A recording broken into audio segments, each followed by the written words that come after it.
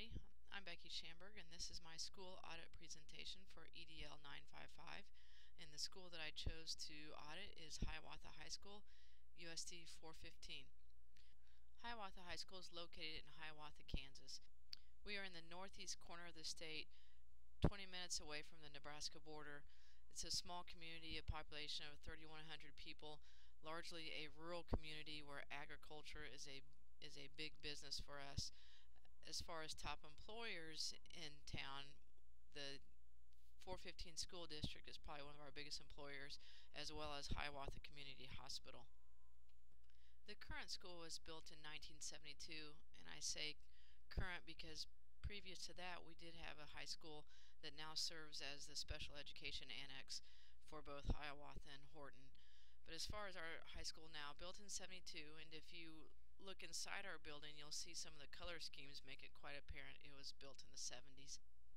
As you can tell by the picture, the high school is built in a pod system, which keeps our freshmen confused for probably the first 9 weeks of the first semester because they don't know where they're going. This picture also, and I'm kind of jumping ahead, but it also shows one of the continued maintenance issues we have with our building, and that's with all of the pods. We need to continually recoat them with a Duralast material to make sure that we take care of any leaks and things of that sort. Sometimes we've had trouble with drainage as the pods kind of go into one certain area and then the rain leaks through. Our current enrollment is at 881 students. Last year we were a 4A school, one of the smaller 4A schools, and then this year after the count date we were moved down to class 3A, which has been helpful athletically. Some of the other statistics from our students: 41% of our students fall in the economically disadvantaged category.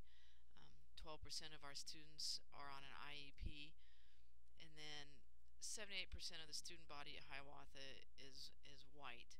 The largest minority population we have is about 12% of Native American population. Brown County has both the Sac and Fox tribe and the Kickapoo tribe, and so we get students from both of those in our district. Some of the recent improvements we've made in Hiawatha would first include a $75,000 upgrade we made on the ceilings in our physics and chemistry room. When the fire marshal came last year, he pointed out to us that the temperatures that the ceilings could withstand were not up to code, so we didn't really have a choice that this expense had to be taken care of. We had to fix the ceilings. It wasn't money we wanted to spend, but we didn't have a choice because we needed to make sure that our rooms were up to code. We also have paid $16,000 so we could upgrade the phone system in our high school. After we get this done over spring break, because that's the soonest that they could get all the equipment in, we will have phones in all of the rooms. They will also be set on a bell system, so we will be more efficient as far as when the bells ring, and we'll all be on the same schedule. Another thing we did this summer which improved matters was we did a complete office remodel at a cost of $10,000. Previously the office had wood paneling, orange carpet, but more than the aesthetics of it, we had trouble with security and with confidentiality. There were 3 secretaries' desks, including one of the secretaries who worked with some of the financial parts of the school system. Students were able to come in, use the telephones, they'd have access and be able to see what was going on the secretary's desk. A real issue with confidentiality. The way that it's been redone now is that if students need any help or need anything from the office, they have to go to the window and talk to the secretary, who sits right by the window and will take care of any issues that may arise. There's a phone that the students can use right on the corner, and so they, number one, don't have to have their cell phones to make phone calls, and number two, once again, they're not coming into the office and having access to some of the documents and some of the things that just go on in the day-to-day runnings of the school system.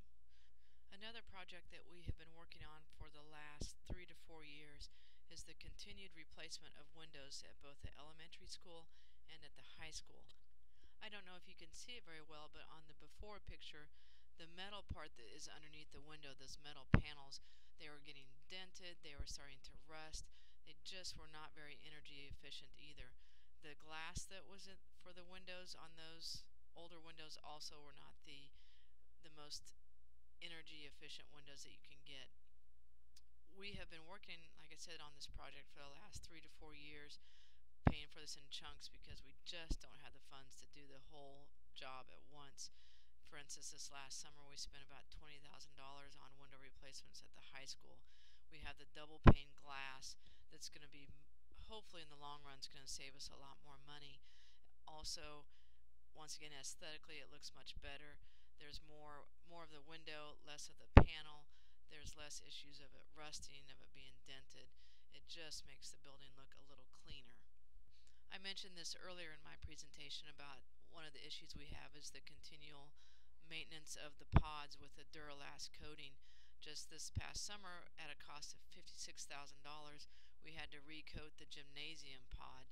We're hoping it's going to last us about 10 years, but history has shown us that Duralast material has not lasted as long as they say it was.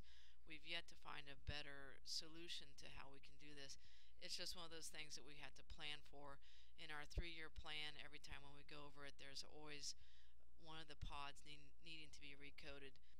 This next safety concern that we addressed, I admit, is a little bit of a stretch because most of our high school kids don't walk anymore.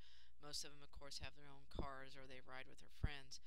But I wanted to point this out, if anything else, just to show you how slow our state can move sometime. Our high school and middle school are located next to each other. The population in the neighborhoods where our kids mostly come from now have changed, and so this is the area where they cross one of our busiest roads, and it's Old Highway 73 that goes through town. Right now, the way this school crossing is it has the crosswalk, which you can barely see, and it's faded. They're crossing 4 lanes of traffic. There's no crossing guard there. It's actually a kind of scary thing to watch. We have joked about it where my building is at because it looks like it's Frogger, because the kids go out and they stop and they come back because maybe 1 lane of traffic stops, 1 lane doesn't. It's really a safety hazard. We also have several grain trucks that go through the area and they try and time the stoplights. And so once they get moving fast, stopping at a poorly marked crosswalk doesn't always happen. Anyway, it's taken us 2 years of fighting with the state and of asking them over and over again of doing the traffic studies to see if we could get the flashing lights and get the speed limit to be lowered, because that's not something we can do at the city level. And after 2 years of fighting this, we finally got it done. So it's a good thing for all of our students. It's nice that we were able to be proactive and get things changed instead of reactive if something terrible would have happened, like a student getting hit. Now I'm going to move on to some concerns we have with the facilities that are next to the high school. This first one is our high school football field. The picture you see here is of our concession stand. It's inadequate, it's run down. I'm guessing that if the health department saw how things worked when we were working the concession stand, it probably wouldn't be a good thing. Another issue we have with this at the stadium is that there's no bathrooms, and so when any of the fans need to use the restroom, they have to leave the stadium, walk across to the high school, and use the high school restrooms. This proves to be a security issue as well, because it's hard to keep track of who's coming and going. You also have kids that are outside of the fenced area from the stadium, and it's just not a good thing. The problem with this is when we have already ran a rough drawing or schematic of what we could build for both concession stand / restroom, it's going to cost over $200,000, which seems like an outrageous amount, but because of the amount of restrooms that are required to have for the size of our facility, which is more than we really truly need, but the state says that's what we have to have, it's going to cost us between $200,000 and $300,000, and it's hard to justify spending that much money when the budget's tight as it is, just for a concession stand and restrooms that are used 12 to 15 times in the fall and 4 or 5 times during the spring track season. It's a concern that we have. We've had people try to raise funds to build a concession stand, but it's pretty difficult to get people to raise between $200,000 and $300,000. Another concern with the stadium are the bleachers. The home side bleachers, while there's plenty of space and you have the fencing along the back and along the sides for safety, one of the issues we have are the stairs. Some of our older patrons have complained because they don't have anything to hold on to as far as railings when they climb up the stairs. Also, particularly when it's dark, the depth perception makes it very difficult to see where each of the smaller steps are. One of the quick fixes we're going to have for that is we're just going to get reflective tape to put on the edge of each step, and that way at least it's a little bit easier to tell where the stairs are. The visitor side bleachers are portable bleachers we borrow from the city every football season. I don't know how we can get away with that because there's nothing safe or secure about these bleachers.